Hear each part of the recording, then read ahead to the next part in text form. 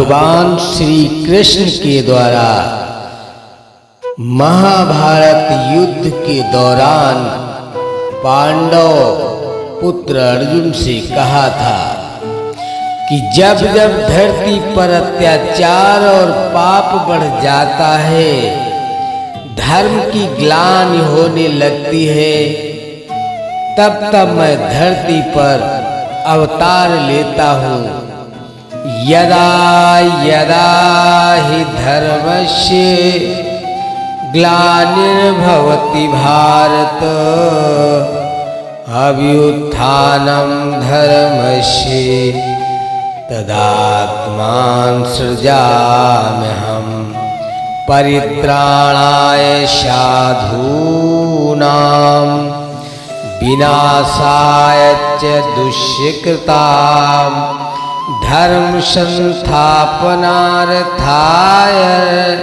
संभवामि युगे युगे। इस प्रकार जब भी धरती पर मानव जीवन का अस्तित्व संकट में होता है, तब जगत के पालनहार भगवान विष्णु यहाँ जन्म लेते हैं और अपने ज्ञान की वर्षा करके मनुष्यों की रक्षा करते हैं।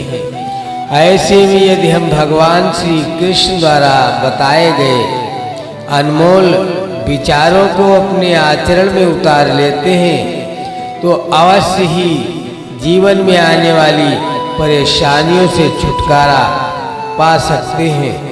भगवान श्री कृष्ण के अनमोल विचार व्यक्ति को सदैव कर्म बिना किसी डर के करना चाहिए।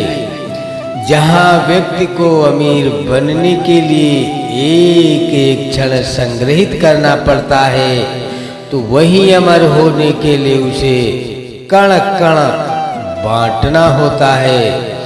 मनुष्य जीवन में खुशी का सबसे बड़ा रहस्य इच्छाओं का त्याग करना है।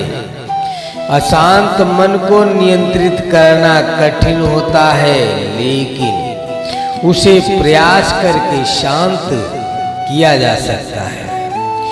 जो व्यक्ति संदेह या शक करता है, वह तीनों लोकों में खुश नहीं रह सकता है।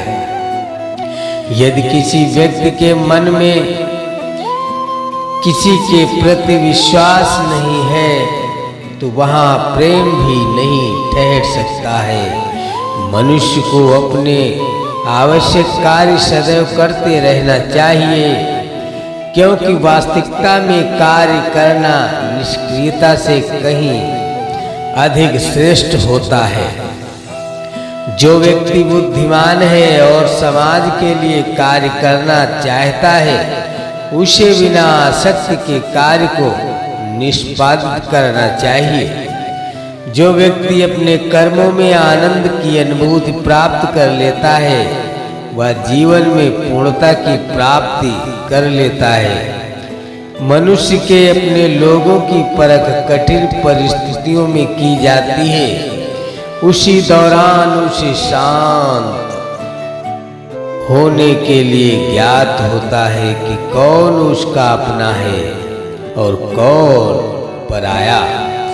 इस दुनिया में कोई भी व्यक्ति हमारा शत्रु और मित्र नहीं बनकर आता है, बल्कि हमारा व्यवहार ही यह निर्धारित करता है कि वह हमारा शत्रु होगा या मित्र।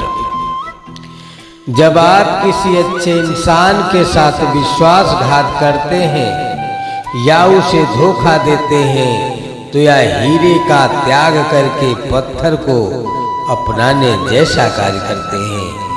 कोई काम यदि खुशी के लिए किया जाए, तो उसके करते हुए खुशी नहीं मिलती है, जबकि यदि आप कोई काम खुशी के साथ करते हैं, तो उसमें अवश्य प्रसन्नता मिलती है। इस संपूर्ण संसार में जब कुछ ईश्वर द्वारा प्रदत्त है, ऐसे में यदि आप किसी जीव को चोट पहुंचाते हैं, तो आप मुझे कभी खुश नहीं कर सकते। अगर बुरे लोग समझाने मात्र से सुधर जाएं, तो कदाचित महाभारत का युद्ध नहीं होता। अगर कोई व्यक्ति जो अधिक हंसता हो और अधिक बोलता हो, लेकिन यदि एकाएक वह चुप हो जाए तो समझ लेना वो अंदर से टूट चुका है। किसी भी व्यक्ति के भरोसे का अंत करके कभी भी अवसर का लाभ नहीं उठाना चाहिए। जीवन में प्रेम ही ऐसा योग है जिसमें कभी वियोग नहीं होता। इसका अंतिम चरण मिलना होता है। व्यक्ति को स्वयं की योग्यता पर कभी घमंड नहीं करना चाहिए, क्योंकि पत्थर भी वजनदार होने के बावजूद जब पानी में जाता है तो डूब ही जाता है।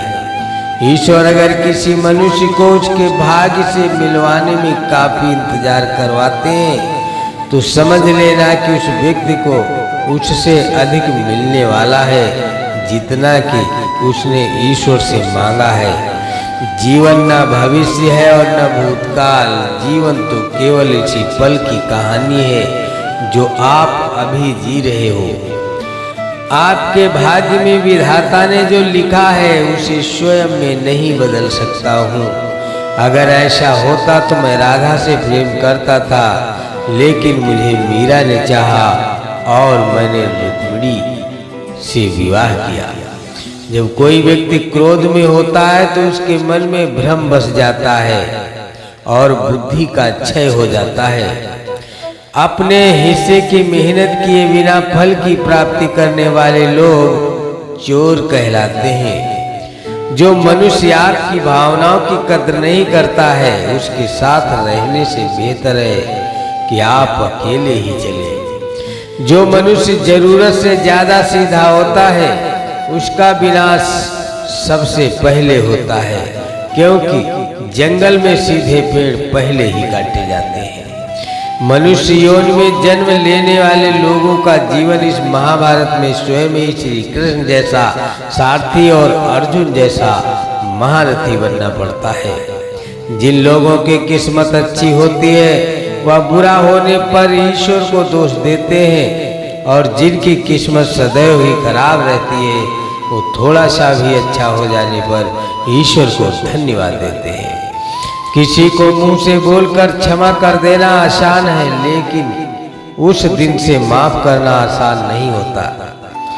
एक व्यक्ति का दूसरे व्यक्ति से संबंध तभी जुड़ता है जब उनका पिछले जन्म से कोई रिश्ता होता है, वरना दुनिया की इस भीड़ में कौन किसको जानता है, कौन किसको जानता है।